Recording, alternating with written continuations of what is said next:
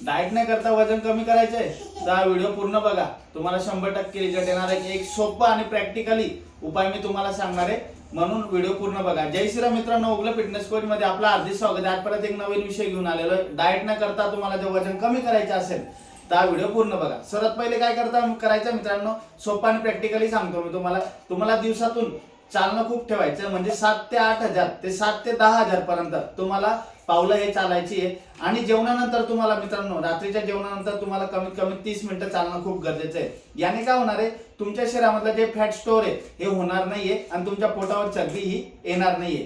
तर मित्रांनो, तुमचं वजन हे बरोबर कमी होऊन जाणार आहे। त्यानंतर तुम्हाला काय करायचं आहे मित्रांनो, झोप ही पूर्ण घ्यायची आहे।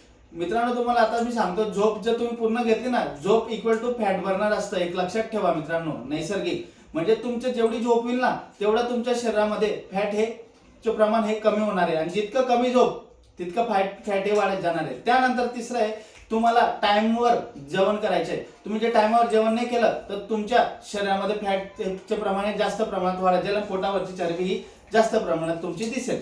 तर मित्रांनो, ते ना ते टाइमावर जेवा, म्हणजे तुम्हाला कुठल्याही प्रकारचं फॅट स्टोअर हे तुमच्या शरीरामध्ये होणार नाहीये। त्यानंतर काय करायचं मित्रांनो, तुम्हाला तुमच्या दुपारच्या जेवणामध्ये तुम्हाला भाजी ही जास्त प्रमाणात घ्यायची, पोळी आणि भात हे कमी प्रमाणात घ्यायचंय।